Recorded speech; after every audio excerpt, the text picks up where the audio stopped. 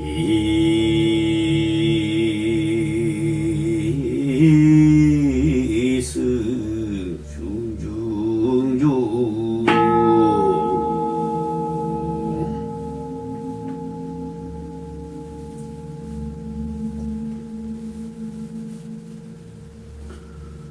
안녕하십니까. 반갑습니다.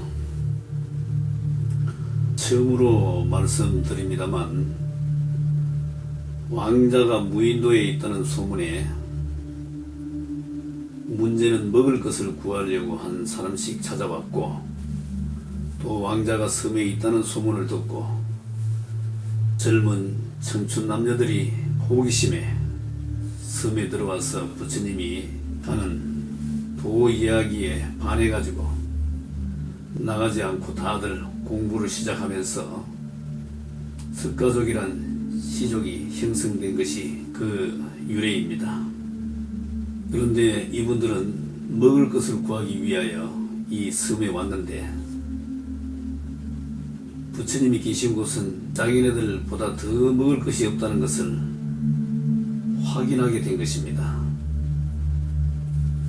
그런데다 부처님은 무거운 족쇄를 차고 손목과 발목에 뼈가 보이는 상처를 하고 있으면서도 누구를 원망하지도 않았고, 오히려 석가족들을 위해 다같이 나룻배를 타고 나가셔서 탁발을 하시는 등 모두가 감동을 받고 스스로 움직이며 석가족이 점점 불어나서 나중에는 그 숫자가 많아졌던 것입니다.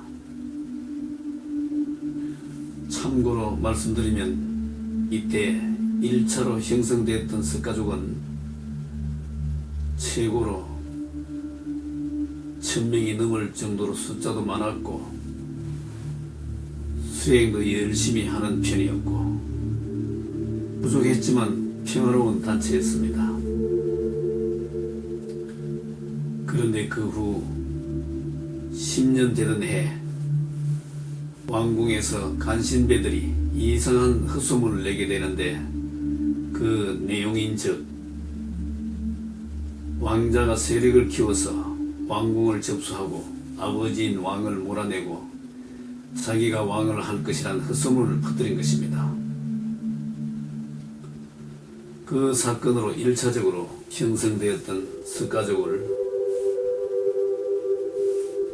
부처님 한 분만 빼놓고 도의 씨앗을 없앤다고 왕의 명령으로 모두 죽여버렸던 것입니다. 섬에다 불을 지르고 그곳에서 살던 모든 사람들 다 죽여버려서 한 사람도 살아나올 수가 없었다고 하십니다.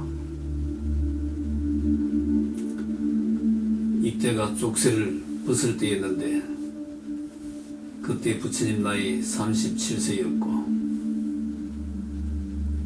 부처님은 자신에게 채워진 족쇄를 풀어주고 석가족을 살려주면 인도를 떠나겠다는 제의를 했고, 그러나 들어주지 않자 석가족을 구하기 위해 아버지와 맞장구도 보고 했지만 결국 석가족들은 다 멸망한 것입니다. 애지중지하던 소중한 석가족을 다 잃은 것입니다. 그때 당시 부처님을 섬에서 보내놓고 왕이 부처님 모르게 한나절도 안 돼서 군대를 시켜 섬에다 불을 지르고 거기에 있던 석가족을 다 죽여버린 것입니다. 그 사실을 부처님께서는 나중에 알고 말할 수 없는 고통과 좌절감을 감당해야 했고, 그 후 부처님은 아버지인 왕과 이복 동생들인 왕자들의 간섭을 받지 않기 위해서 인도를 벗어나 일생 동안 파란만장한 삶을 살아가는데,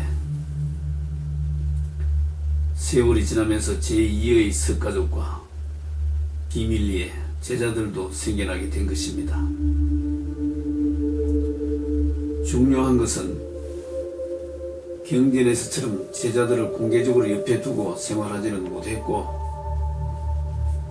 65세까지는 거지 차름으로 많이 옮겨 다니시며 구도자들을 위해 구업 여행을 하시다가 65세부터는 더 이상 걸음을 걸을 수 없을 정도로 법체가 쇠약해지셔서 자리를 잡고 정착을 하신 것입니다.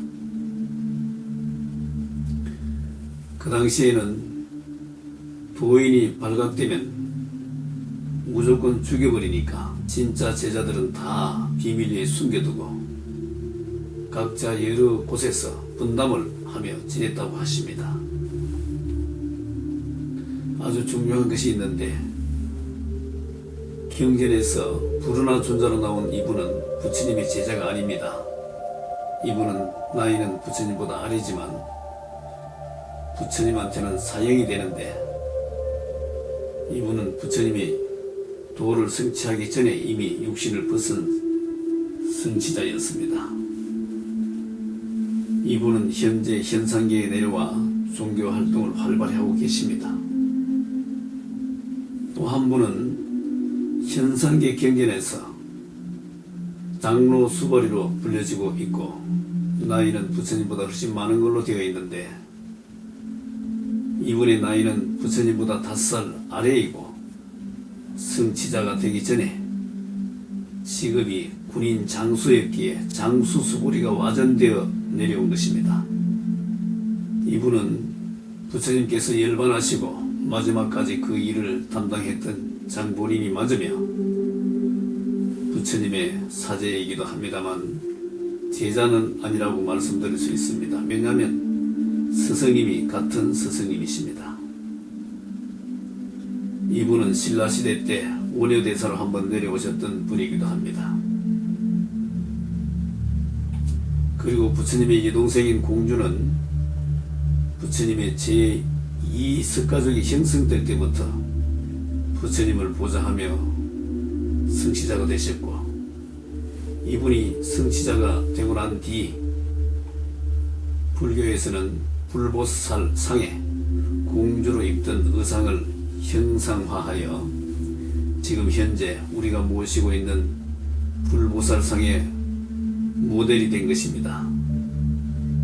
비천도에 있는 의상도 마찬가지입니다. 그리고 이분은 신라시대 때 선덕여왕으로 한번 내려오셨던 분이시고 부왕의 셋째 왕비와의 사이에서 태어났으니까 부처님의 이복 여동생인 셈입니다. 다음에 이런 재미난 역대 조사나 상위신들이 어떻게 현상계를 거쳐 가시는지 공부도 하고 필요에 따라 언제든지 접신하여 그분들은 영계에서 구업여행을 어떻게 하시는지 얘기도 나눠보고 현상계를 견주어 청문을 해보도록 하겠습니다. 그럼 오늘 공부는 28회 마지막 질문에 부처님과 함께한 석가족 남녀 일행들이 모두 공부를 하는 수행자였는지 아니면 일부만 수행자였는지를 여쭈었더니 이렇게 답을 주십니다. 그때는 무조건 앉으면 도에 들어갔지 라고 하셨습니다. 그 다음 소승이 이렇게 또 질문 드려봅니다. 그분들도 다 공부를 하시는 상태였네요. 그럼 그때 당시 도인이 많이 나왔습니까?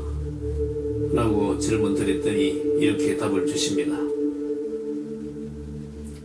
그럼 다 공부에 열심히 했지. 도인도 많이 나왔는데 많이 죽었지. 도인이 됐다 하면 표가 나니까 몸을 숨기고 멀리 보내고 같이 있지를 못했지. 워낙 탄압이 심하니까. 그때는 발각되면 머리를 쳐 죽인다거나 밥에다 약을 타서 먹여 주겠지 라고 하셨습니다. 그 다음 소성이 이렇게 또 질문 드려봅니다. 여자들도 있고 아이들도 있다고 하니 짝들이 같이 들어왔다는 것입니까? 라고 질문 드렸더니 이렇게 답을 주십니다. 청춘 남녀가 오는데 아이가 없을 수 있나? 라고 하셨습니다. 그 다음 소송이 이렇게 또 질문 드려봅니다. 먹을 것도 없는데 청춘 남녀들이 어떻게 그렇게 많이 왔을까요? 라고 질문 드렸더니 이렇게 답을 주십니다. 내가 거기 있다는 소문이 나가지고 온 거지. 라고 하셨습니다. 그 다음 소성이 이렇게 또 질문 드려봅니다. 네, 그렇습니까? 그러면 내라고 하셨는데 승자가 있다는 소문을 듣고 온 건지 왕자가 있다는 걸 소문을 듣고 알고 온 것인지요? 라고 질문 드렸더니 이렇게 답을 주십니다. 왕자가 있다고 온 거지. 처음에는 모두 먹을 것을 구하려 왔다가 내가 하는 소리에 반해가지고 나가지 않고 다들 공부를 하기 시작했지. 자네 형이 써놓은 것을 읽어만 줘도 잘 먹혀 들었다고 하나? 사람들이 홀딱 반해가지고 바로 공부 들어갔지. 그때 사람들 참으로 순수했어. 한 달이면 다 도를 깨쳤어. 라고 하셨습니다. 그 다음 소성이 이렇게 또 질문 드려봅니다. 그때 당시 한 달이면 도를 다 깨쳤다면 참으로 구도자들이 순수했다는 것을 증명해 주는 것이 사실인데 지금 현상계의 구도자들에게도 실정에 맞는 수행 방법이 무엇인지 지금부터라도 빨리 찾는 것이 다급한 숙제인 것 같습니다. 그리고 분위기를 돌려서 현상계의 경전에 견주어 질문을 드려보도록 하겠습니다.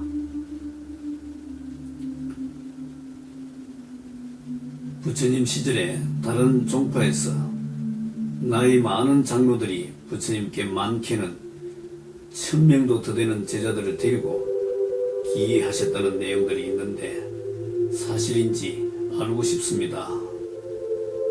라고 질문 드렸더니 이렇게 답을 주십니다. 그거는 좀 포장이고 내가 찾아다녔지. 처음에는 말과 행식이 거시니까 이쁘게 봐줄 리 있나? 없지. 근데 나중에 보면 어느새 왔는지 자리를 하나씩 차지하고 앉아있대. 공부한다고. 그때 일이 그렇게 된 거지. 라고 하셨습니다. 그 다음 소성이 이렇게 또 질문 드려봅니다. 훨씬 전의 이야기겠지만 족쇄에서 해방되시고 무인도에서 나오셔서 활동하실 때도 부처님을 추종하는 사람들이 다른 종파에서 활동하다가 부처님께 오신 분들이 많았습니까? 라고 질문드렸더니 이렇게 답을 주십니다. 많았지. 다른 종파라기보다는 스승이 다르니까 의견이 다른 거지. 그때는 종파가 없었지. 스승이 다르니까 뜻이 다른 거지. 라고 하셨습니다. 그 다음 소성이 이렇게 또 질문 드려봅니다. 그럼 뜻을 같이 하는 분들끼리 함께 공부하는 환경이 조성되는 것 같으신데 이때 부처님의 제자들은 어디에서 활동하고 있었는지요? 라고 질문 드렸더니 이렇게 답을 주십니다.